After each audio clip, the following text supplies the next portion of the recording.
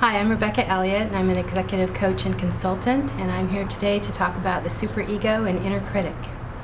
So the problem statement is that the superego and inner critic can get in our way by sending us negative messages that just keep us stuck and inhibits change and just keeps us in the status quo. And to the extreme, this critical self-talk messages can lead to depression, anxiety, narcissism, self-hatred, and those can be precursors to violence against others or violence towards ourselves. So what is the superego and inner critic? Well, Sigmund Freud, he coined that term to indicate the legacy that we inherit from our parents and by extension from society.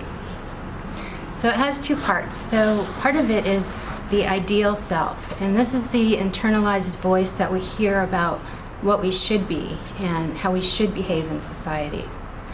The other half is the inner critic, and this is this powerful sabotaging voice that just loves to point out our failures, our insecurities, our inadequacies and weaknesses. Why does it do that? Well, it thinks it's doing us a favor by protecting us. Yeah, it does think it's protecting us by saying these mean, critical things to us. And it has this agenda to protect us from getting hurt. So it thinks that by sort of beating other people to the punch, that we won't get hurt by it. So it says things like, I'm no good, everyone's against me, I can't do it. And then there's the old standbys of, I'm not good enough, I'm not strong enough, I'm not pretty enough, I'm not thin enough. The list goes on. And so these are the powerful voices that get in our way from progress and change and growth. So it's this lack of awareness of this inner critic is what gives it its strength. So once we become aware of it, it loosens its hold on us. The solution for an app could be to give us tools and guide us and help us create new habits. So wouldn't it be great if we had something we could reach for that would, help us get there? But at the same time, we don't actually know when we're in the grips of the critic, because when it's talking to us, it actually sounds like it's telling the truth. So how do we even know we're in its clutches? Well, some of the things to pay attention to are if you're just not feeling happy, or if you just feel like you're stuck. If you're angry a lot of the time, or if you're afraid of things. So those would be some of the indicators to pay attention to that might just tell you that your inner critic is kind of taking hold. What the process would sort of look like would be to be able to hear what it's saying, and then next to disidentify from it.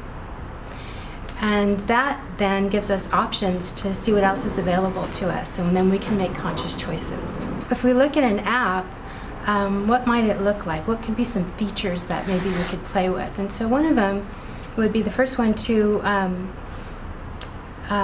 give a vehicle so that we could actually hear what's being said.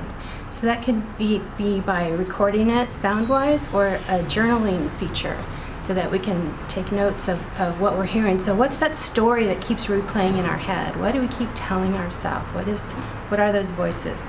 And when we read them back and hear them back, they actually start to sound different. And it also is the first step to get us to separate out from that voice. The other thing that we can pay attention to and maybe record are the sensations we're feeling in our body. We have pain in our neck, in our shoulders, in our back, our stomach. Those would be things that we might want to record and kind of see what comes up with us around that. The next thing to disidentify with it that an app might be able to do is actually help us create an avatar. If we could create some kind of personification that we could visually see that's not us, that would really start to distance ourselves from it. So what does that inner critic of yours look like?